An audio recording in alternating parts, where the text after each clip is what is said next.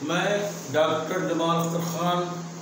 Today my topic of anatomy lecture is branches of anatomy. जैसा कि आप सभी लोग जानते हैं कि एनाटॉमी जो है एक वाइड फील्ड ऑफ स्टडी है, एक बहुत बड़ा क्षेत्र है, एक ब्रॉड एरिया है। तो इस ब्रॉड एरिया को, एक बड़े क्षेत्र को जो है अलग अलग जो है पार्ट में बांट करके हमने इसको 11 शाखा में जो मेनली बहुत सी ब्रांचेस हैं, लेकिन जो मुख्य रूप से जो है मतलब 11 ब्रांच किए गए हैं। जो पहला ब्रांच है, फर्स्ट ब्रांच है कैडावरिक एनाटॉमी, और जो सेकंड ब्रांच है, दूसरा ब्रांच है, दूसरी शाखा है वो लिविंग एनाटॉमी है, और थर्ड जो ब्रांच है, तीसरी शाखा है वो डेवलपमेंटल एनाटॉमी, फोर्थ ब्रांच जो है, चौथी शाखा वो माइक्रोस्कोपिक एनाटॉमी, और फिफ्थ ब्रांच जो पांचवी शाखा है वो सरफेस एनाटॉमी, और सिक्स्थ जो ब्रांच है, छठवीं शाखा वो surface radiographic and imaging anatomy, और सेवेंथ जो ब्रांच है, सातवीं शाखा वो कंपैरेटिव एनाटॉमी, और एथ ब्रांच जो आठवीं शाखा है वो अप्लाइड एनाटॉमी, और नाइन्थ ब्रांच है उससे 9वीं शाखा वो एक्सपेरिमेंटल एनाटॉमी, और 10th जो ब्रांच है, 10वीं शाखा वो फिजिकल एंथ्रोपोलॉजी, और जो 11th ब्रांच है वो जेनेटिक्स है। तो इस तरह से there are 11 branch of anatomy. अब आइए, तो फर्स्ट ब्रांच है कैडावरिक एनाटॉमी। तो कैडावरिक एनाटॉमी क्या होता है? सबसे पहले हम समझते हैं कैडावर क्या होता है। कैडावर जो है ये डेड बॉडी होता है। डेड बॉडी जो है जब तक जान रहती है, जब तक लाइफ रहती है बॉडी के अंदर, तब तक जो है आदमी जीवधारी होता है, लिविंग होता है, और वही जान, वही लाइफ जब बॉडी से निकल जाती है तो आदमी बेजान हो जाता है, डेड बॉडी हो जाता है, मृत शरीर हो जाता है। अगर कोई भी डेड बॉडी है, अनक्लेम्ड है, वो लावारिस लाश है, कहीं पड़ी हुई है रोड पर, रेलवे ट्रैक पर, और उस बॉडी का कोई वारिस, कोई ग्राहक नहीं है, तो उसकी डेड बॉडी गवर्नमेंट ले लेती है, और गवर्नमेंट जो है हॉस्पिटल को सप्लाई करती है। मेडिकल कॉलेज में जो है वही जाती है, डिपार्टमेंट ऑफ एनाटॉमी जो है वहाँ पर जो कैडावर रूम होता है, टैंक होता है, उस टैंक में फॉर्मेलिन रख करके उसको प्रिजर्व किया जाता है उस बॉडी को, और प्रिजर्व करने के बाद जो मेडिकल स्टूडेंट होते हैं जो है उसको डायसेक्शन करके, उसको चीरा लगा करके हर पार्ट को मतलब स्टडी करते हैं विद नेकेड आई। तो cadaveric anatomy is also known as macroscopic anatomy. यानी मैक्रोस्कोपिक एनाटॉमी उसे कहते हैं जो मतलब नेकेड आइज से स्टडी की जाती है। तो मैक्रोस्कोपिक एनाटॉमी मतलब नेकेड आइज से, नंगी मतलब आँख से, बगैर किसी इंस्ट्रूमेंट के, बगैर माइक्रोस्कोप की मदद से अगर स्टडी किया जाए एनाटॉमी का, उसे मैक्रोस्कोपिक एनाटॉमी। अब आइए देखिए, कैडावरिक एनाटॉमी के दो अप्रोच हैं। तो पहला अप्रोच ये है कि उसको रीजन वाइज मतलब पार्ट वाइज स्टडी किया जाए। जैसे ह्यूमन बॉडी में अपर लिम्ब होता है, दो लोअर लिम्ब होता है, और थोरैक्स होता है, अब्डामिन होता है, हेड और नेक होता है। और अगर हम पार्ट वाइज, आज हमने अपर लिम्ब का स्टडी किया, डायसेक्शन करके अपर लिम्ब का स्टडी किया। जैसे अपर लिम्ब में जो है ये क्या नाम है, ह्यूमरस होता है, और रेडियस अल्ना बोन होता है, और ये क्लेविकल बोन होता है, स्कैपुला बोन होता है, और ये जो मसल्स होता है, डेल्टॉइड मसल्स होता है, बाइसेप्स ब्रेकियाई मसल्स होता है, ट्राइसेप्स मसल्स होता है। यहाँ पर ये मीडियल क्यूबाइडल वेन होता है जहाँ पर इंट्रावेनस इंजेक्शन लगाया जाता है, और ये डेल्टॉइड मसल्स होता है जहाँ पर जो है इंट्रामस्कुलर इंजेक्शन लगाया जाता है। क्यूबाइडल फोसा में ये जो ब्रेकियल आर्टरी होती है जहाँ पर बीपी ब्लड प्रेशर का मेजरमेंट किया जाता है स्फीगमोमैनोमीटर की मदद से। ये अपर लिम्ब का अगर हम स्टडी करते हैं जो है, आज कल हम लोअर लिम्ब का स्टडी करते हैं पार्ट वाइज, और परसों हम थोरैक्स का करते हैं, फिर अगले दिन अब्डामिन का करते हैं, फिर अगले दिन जो है हेड और नेक का करते हैं। तो इस तरह से अगर region wise, part wise study करने को रीजनल एनाटॉमी कहते हैं। तो पहला अप्रोच है कि हम कैडावर को, जो कैडावर है, जो dead body, unclaimed dead body preserve है कैडावर रूम में, उसको डायसेक्शन हॉल में ला करके और टेबल पर लेटा करके और पूरे जितने इंस्ट्रूमेंट हैं और उससे चीरा लगा करके हर पार्ट की स्टडी किया जाए, रीजन वाइज अपर लिम्ब की अलग स्टडी किया जाए और लोअर लिम्ब का स्टडी अलग किया जाए, थोरक्स का स्टडी अलग किया जाए, एब्डोमेन का स्टडी अलग किया जाए, हेड और नेक का स्टडी अलग किया जाए। तो इस तरह का अगर हम एनाटॉमिकल स्टडी करते हैं इसे रीजनल एनाटॉमी कहते हैं। और दूसरा अप्रोच है कि सिस्टेमिक एनाटॉमी। तो सिस्टम वाइज, जैसे बॉडी में बहुत से सिस्टम होते हैं और जैसा कि हम सबको मालूम है कि cell is the structural and functional unit of living organism including human being. तो जितने भी जीवधारी हैं, जितने भी जानदार चीज़ें हैं जो है, चाहे वो एनिमल हो चाहे प्लांट हो चाहे ह्यूमन बीइंग है जो है, लेकिन हम यहाँ टॉपिक है ह्यूमन एनाटॉमी पढ़ रहे हैं। तो ह्यूमन बॉडी में मतलब ये भी सेल का बना हुआ था, बहुत से group of cell is known as tissue, group of tissue is known as organ and group of organ is known as system. जैसे ह्यूमन बॉडी में जो है बहुत से सिस्टम है, रेस्पिरेटरी सिस्टम है, डाइजेस्टिव सिस्टम है, स्केलेटल सिस्टम है, मोटर सिस्टम है, एंडोक्राइन सिस्टम है, मेल रिप्रोडक्टिव सिस्टम है और इस तरह से जो है कार्डियोवैस्कुलर सिस्टम है। और ये तो इस तरह से अगर सिस्टेमिक एनाटॉमी में क्या सिस्टम है, जैसे there are 206 bones in the human body, तो 206 हड्डियाँ होती हैं। तो ये स्केलेटल सिस्टम बनाता है और स्केलेटल सिस्टम का वर्क क्या है, ये फ्रेमवर्क बनाता है, ह्यूमन बॉडी का ढांचा बनाता है। और इसी पर जो है ये मोटर सिस्टम में क्या होता है, 639 muscles, there are 639 muscles in the human body. तो ये 639 मसल्स जो है इसमें ये 317 muscles are paired and 5 muscles are unpaired. इस तरह से 639 मसल्स जो है ये मोटर सिस्टम बनाते हैं। मोटर में हरकत करना, मूवमेंट करना जो है, तो इस तरह से मोटर सिस्टम का काम है, मतलब मसल्स का काम है 639। ये मोटर सिस्टम बनाता है, हरकत करानी बॉडी को, ह्यूमन बॉडी को जो है एक जगह से दूसरे जगह जो है मतलब माइग्रेट कराता है, ट्रांसफर कराता है, मोशन कराता है। तो इस तरह से काइनेटिक मोशन प्रोवाइड करता है। तो जिसको बोला है सिस्टेमिक एनाटॉमी। जॉइंट है, अगर हम जॉइंट वाइज जैसे कि शोल्डर जॉइंट है, एल्बो जॉइंट है और ये रिस्ट जॉइंट है और यहाँ पर हिप जॉइंट है, नी जॉइंट है, एंकल जॉइंट है, टेम्पोरोमैंडिबुलर जॉइंट है। इस तरह से जॉइंट का जो स्टडी यानी आर्थ्रोलॉजी स्टडी ऑफ जॉइंट, तो हम इस तरह से एक सिस्टम जॉइंट का अगर हम स्टडी करते हैं तो ये सिस्टेमिक एनाटॉमी में आता है। तो सिस्टम वाइज स्टडी करना एनाटॉमी का सिस्टेमिक एनाटॉमी और रीजन वाइज स्टडी करना रीजनल एनाटॉमी। तो इस तरह से एनाटॉमी जो है मतलब इसके दो अप्रोच है। पहला first is regional anatomy in part wise और second is systemic anatomy in system wise. और कैडावरिक एनाटॉमी जो है ये विदाउट अगर माइक्रोस्कोप स्टडी किया जाए तो उसे macroscopic anatomy, macro MACRO macroscopic anatomy.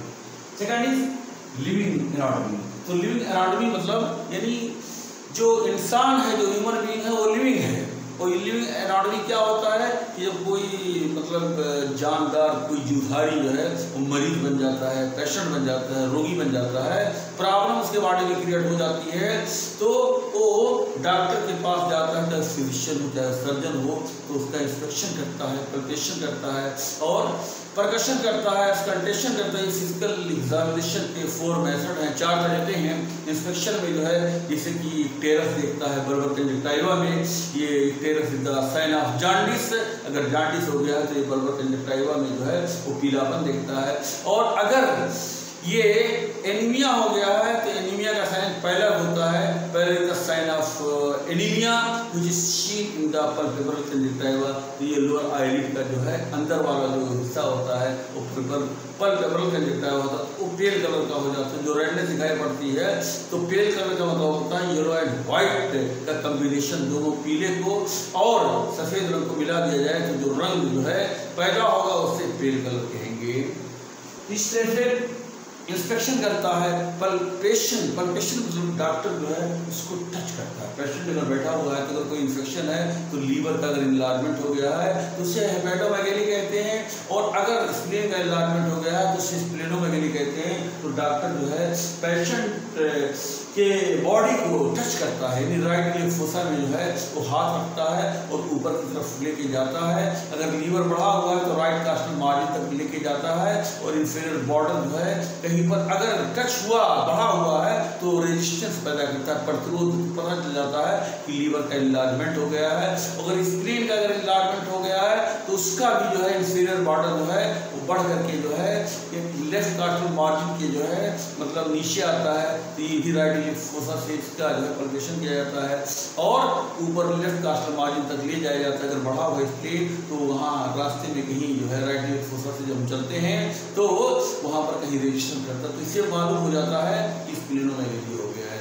Percussion में क्या होता है कि परकशन में मतलब स्ट्रोक ठोकर मारा जाता है, पेशेंट के जो है मतलब चेस्ट पर या अब्डामेन में रख करके जो है मतलब ये जो लेफ्ट हैंड है फ्लैट रखा जाता है और राइट हैंड का जो इंडेक्स फिंगर होता है इसको इंडेक्स फिंगर को राइट टिप कर करके और उस पर ठोकर मारा जाता है, स्ट्रोक मारा जाता है, तो जो आवाज़ साउंड पैदा होता है तो इंसिडेंट होता है चेस्ट वाल के सरफेस पर और ये चेस्ट वाल एंटीरियर चेस्ट वाल को जो है ये पेंट्रेट करते हुए लंग पर जाता है, हार्ट पर जाता है, फिर वहाँ से उसका रिफ्लेक्शन होता है तो ये आवाज़ जो पैदा हुआ है लंग में जाएगा तो वहाँ पर जो है वो आवाज़ जो रिफ्लेक्ट होगा तो पहले आवाज़ से ज़्यादा तेज सुनाई पड़ेगा, तो दिस उन्होंने रिजोनेंट, रिजोनेंट का मतलब शोर मचाने वाली आवाज़ लंग पर अगर ये परकस किया जाएगा तो उससे रिजोनेंट साउंड आएगा।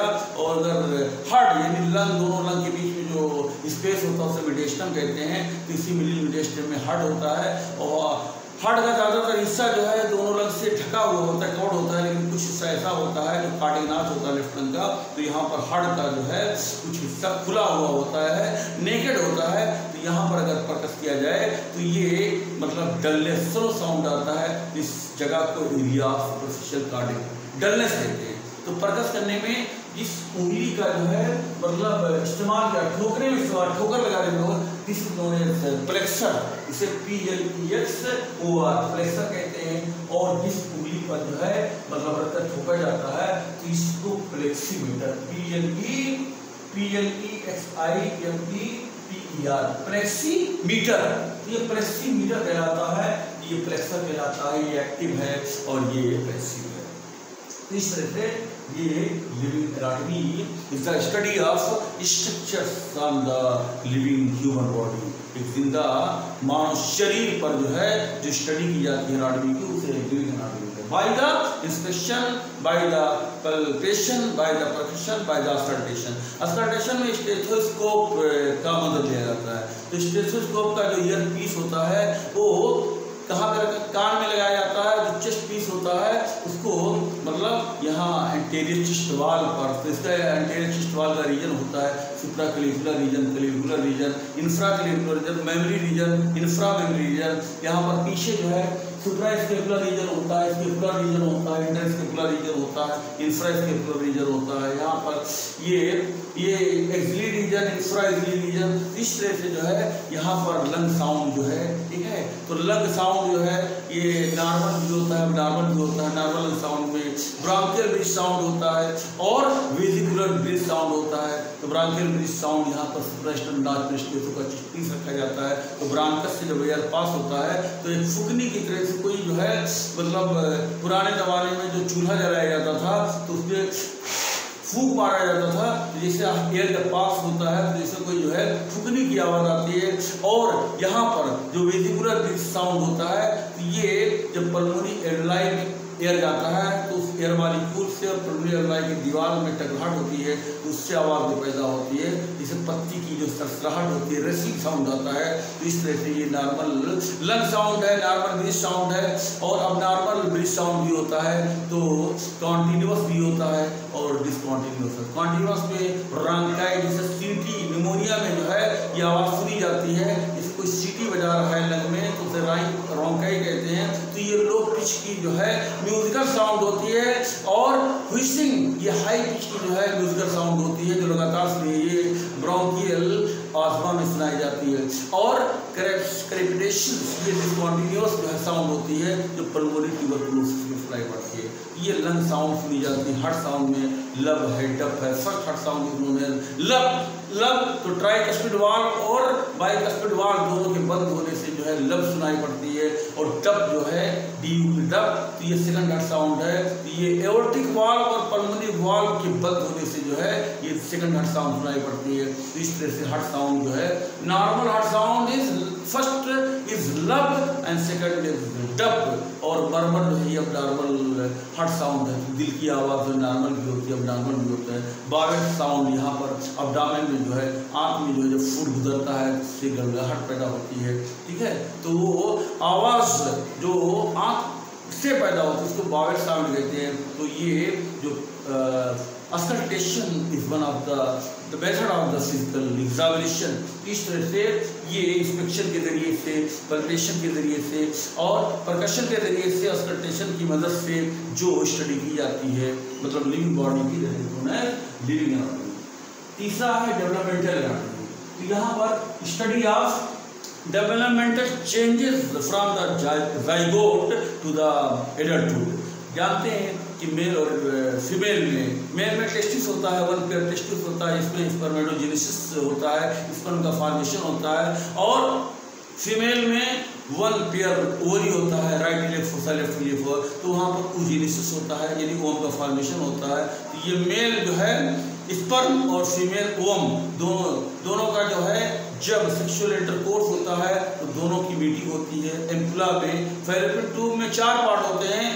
सबसे लेटरल पार्ट इन्फंडिबुलम होता है, उसके बाद अंदर आएंगे तो एम्पुला होता है, डायलेटेड पार्ट फिर जो है स्पस होता है, फिर इंट्रायूटाइन पार्ट होता है। तो एम्पुला जो होता है फैलोपियन ट्यूब का जो है सबसे, ठीक है, चौड़ा पार्ट होता है। किसी में स्पर्म और ओवम, स्पर्म ओवम, ठीक है, ये दोनों मिलते हैं और इनके मीटिंग के बाद इनका न्यूक्लियस फ्यूज हो जाता है, जाइगोट बनता है। फिर यही जाइगोट जाके मतलब वहाँ पर यूट्रस का जो फंडस होता है उसके पोस्टीरियर वॉल में अटैचमेंट होता है, जिसको इम्ब्रोनेशन कहते हैं जो है। तो जाइगोट से लेकर के उसके बाद ही एम्ब्रियोजेनेसिस होता है, फिर ऑर्गेनोजेनेसिस होता है, फिर फीटोजेनेसिस होता है। तो इस तरह से बहुत सी जो है चेंजिंग होती है। तो उसमें सेल में जो है बहुत से ये डिवीज़न होते हैं, उसमें हाइपरप्लेसिया भी होता है और हाइपरट्रॉफी भी होता है, क्लीवेज भी होता है। तो इस तरह से जो है सेल का नंबर भी बढ़ता है, सेल का ग्रोथ भी बढ़ता है। अगर नंबर ऑफ सेल बढ़ जाए, 1 सेल से 2 सेल हो, that is known as hyperplasia.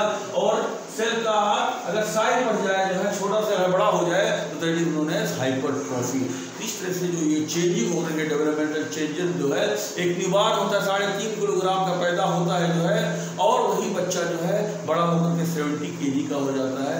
इस तरह से हाइपरट्रॉफी और हाइपरप्लेसिया होता है। तो ये चेंजेस जो हो रहा है जो है, तो ये डेवलपमेंटल चेंजेस, इसकी स्टडी करना मतलब इंट्रायूटाइन लाइफ से लेकर के और एडल्टहुड तक ये डेवलपमेंटल एनाटॉमी कहलाता है।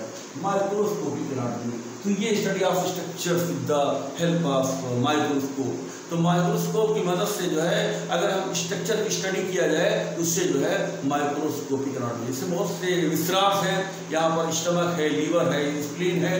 तो स्टमक का जो है हिस्टोलॉजिकल स्टडी, हिस्टोलॉजिकल स्लाइड बनाया जाए, लीवर का हिस्टोलॉजिकल स्लाइड बनाए और लैब में माइक्रोस्कोप की मदद से उसकी स्टडी किया जाए जो है, that is known as microscopic anatomy. जैसे कि स्टमक में जो म्यूकस मेम्ब्रेन होता है, वहाँ पर जो है गैस्ट्रिक ग्लैंड होता है, और गैस्ट्रिक ग्लैंड में जानते हैं स्टेम सेल होता है, पैराइटस सेल होता है, किस सेल होता है और एक म्यूकस सेल होता है। तो वहाँ जब स्लाइड देखेंगे तो उसमें सभी सेल जो है मौजूद होंगे। इस तरह से जो है हिस्टोलॉजिकल स्लाइड बना करके माइक्रोस्कोप की मदद से अगर उस सेल की स्टडी करते हैं जो है, ये माइक्रोस्कोपिक एनाटॉमी कहते हैं, या इसी को हिस्टोलॉजी कहते हैं। और 5वां ब्रांच है सरफेस एनाटॉमी, इसी को टोपोग्राफिक एनाटॉमी कहते हैं। तो टोपोग्राफिक एनाटॉमी जो है study of deeper structures of the human body in relation to the surface of body. तो सरफेस ऑफ बॉडी जैसे कि ये एंटीरियर चेस्ट वाल है, ये इंटीरियर अब्डोमिनल वाल है, तो इसी के पीछे जो है अब्डोमिनल कैविटी है, और एंटीरियर चेस्ट वाल के पीछे जो है ये थोरेसिक कैविटी है। तो यहाँ थोरैक्स में जो है ये thoracic organ, heart is the thoracic organ और lung is the thoracic organ. तो हार्ट और लंग का अगर इस anterior thoracic wall, anterior chest wall पर जो है इस पर इसका सरफेस मार्किंग किया जाए, जैसे हार्ट के 4 बॉर्डर होते हैं, अपर बॉर्डर होता है, लोअर बॉर्डर होता है, राइट बॉर्डर होता है, लेफ्ट बॉर्डर होता है। तो तो यहाँ पर पॉइंट रख करके जो है मतलब, और ये चारों बॉर्डर का मार्किंग करके, और ये कहा जाए कि इसी के पीछे, इसी के बिहाइंड, इसी के नीचे हार्ट है जो है, तो जिसने surface anatomy of the heart और surface anatomy of the lung, surface anatomy of the liver, surface anatomy of the pancreas, हर ऑर्गन का जो अंदर है डीपर स्ट्रक्चर है उसको बॉडी की सरफेस पर मार्किंग किया जाए उन्होंने, और उसके बाद स्टडी किया जाए ऊपर ही ऊपर जो है विस्तार अंदर है, लेकिन उसको जो है बाहर से इमेजिन करके यहाँ होगा वहाँ पॉइंट रख के और लोकेट किया जाए, तो दैट स्टडी ऑफ एनाटॉमी उन्होंने सरफेस एनाटॉमी या इसी को टोपोग्राफिक एनाटॉमी कहते हैं। और 6 पॉइंट है रेडियोग्राफिक एंड इमेजिंग एनाटॉमी। तो यहाँ पर study of structures, study of deeper structures like bone and visceral. इसे डीपर स्ट्रक्चर में बोन है, हार्ड ऑर्गन है, विस्राल है, सॉफ्ट ऑर्गन है, तो एक्सरे की मदद से, अल्ट्रासाउंड की मदद से, और ये सीटी स्कैन की मदद से और एमआरआई की मदद से कोई भी चीज़, कोई फोटोग्राफ ले लिया जाए। एक फिल्म में जो है, एक्सरे फिल्म में जो है, अगर किसी बोन में फ्रैक्चर हो गया, टूट गया है, और देखा जाए कि हाँ ह्यूमरस बोन है और यहाँ पर फ्रैक्चर टूट गया है, और उस फिल्म में दिखाई पड़े कि हाँ यहाँ शर्ट में सर्जिकल लिंक पर जो है ये ब्रेकिंग है, तो इस तरह की स्टडी को जो है हम क्या कहते हैं, radiographic anatomy and imaging anatomy.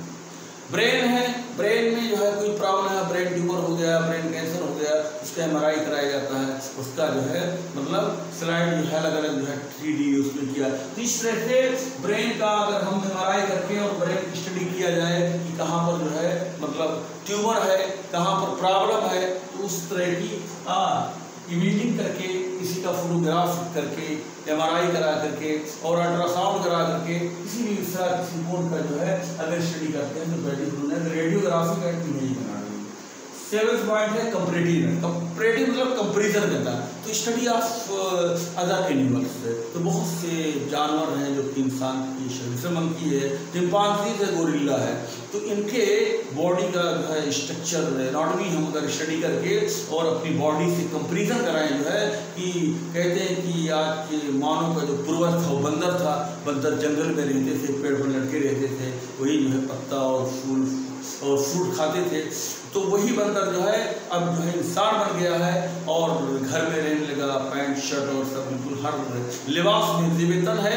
तो इस तरह से वो एनाटॉमी जो बंदर का था और आज जो इंसान का एनाटॉमी है, दोनों को एनाटॉमी बोन का मतलब कंपैरिजन किया जाए, तो इस तरह से कंपैरेटिव एनाटॉमी कहलाता है।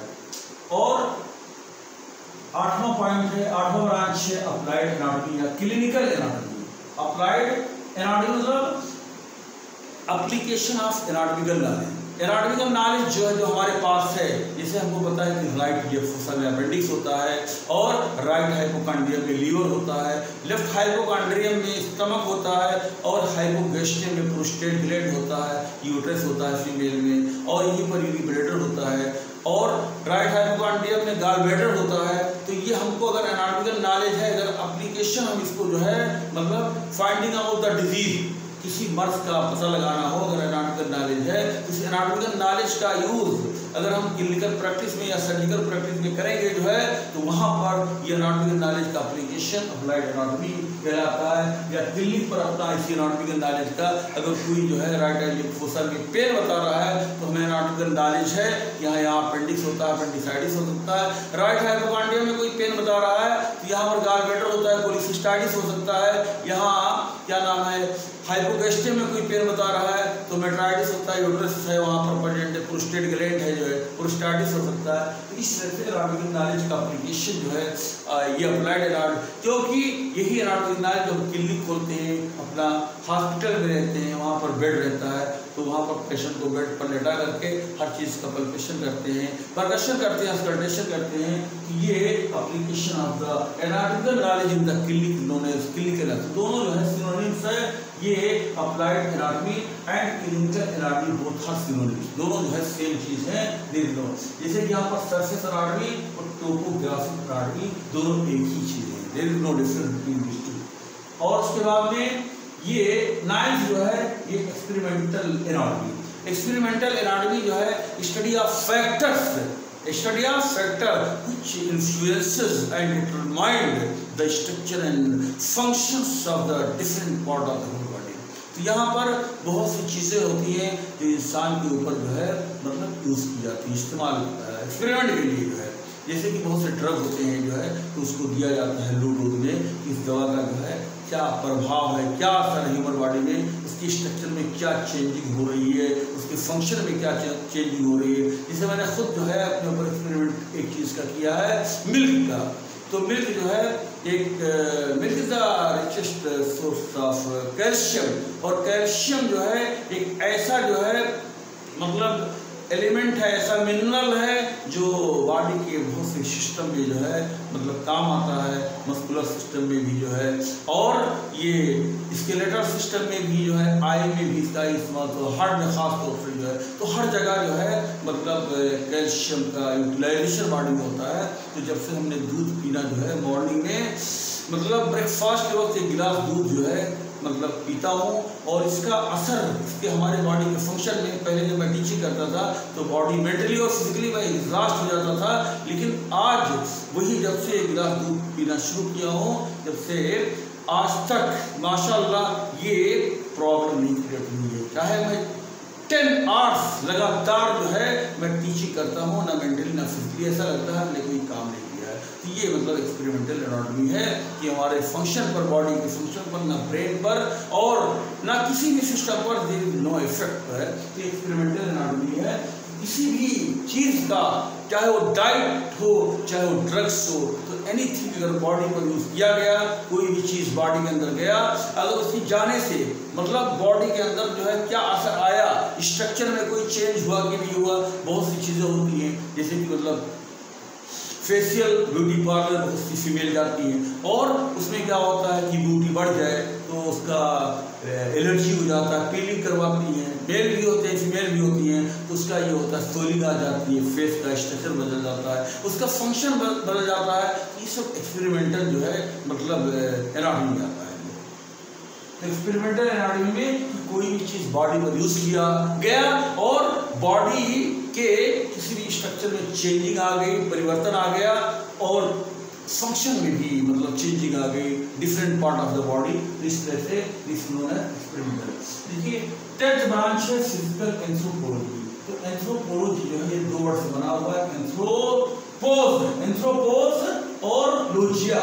एंथ्रोपोज का मतलब होता है ह्यूमन बीइंग, इंसान होता है। एंथ्रोपोज का मतलब इंसान होता है, ह्यूमन बीइंग होता है, और लोजिया में स्टडी होता है। तो स्टडी ऑफ जो है मतलब ह्यूमन बीइंग, तो study of human being from everywhere of today, yesterday and long ago. तो मतलब दुनिया के हर कोने का जो है, जितने भी कंट्रीज हैं दुनिया में, हर जगह के लोगों का जो है स्टडी करना, चाहे वो आज के हो, आज जो जिंदा है, या कल के हो, या बहुत पहले हजारों साल पहले जो जिंदा थे, हर जगह के लोगों का स्टडी करना, और from every angle, her angle से कि उनका ओरिजिन कैसे हुआ, उनका डेवलपमेंट कैसे हुआ, उनका कस्टम क्या था, उनका रीत रिवाज कैसा था, उनका बिलीफ कैसा था, गॉड पर कैसा उनका यकीन था, वो हाउ दे ईट, वो कैसे खाते पीते थे, क्या खाते थे, और हाउ दे वर्शिप, वो कैसे पूजा पाठ करते थे, हाउ दे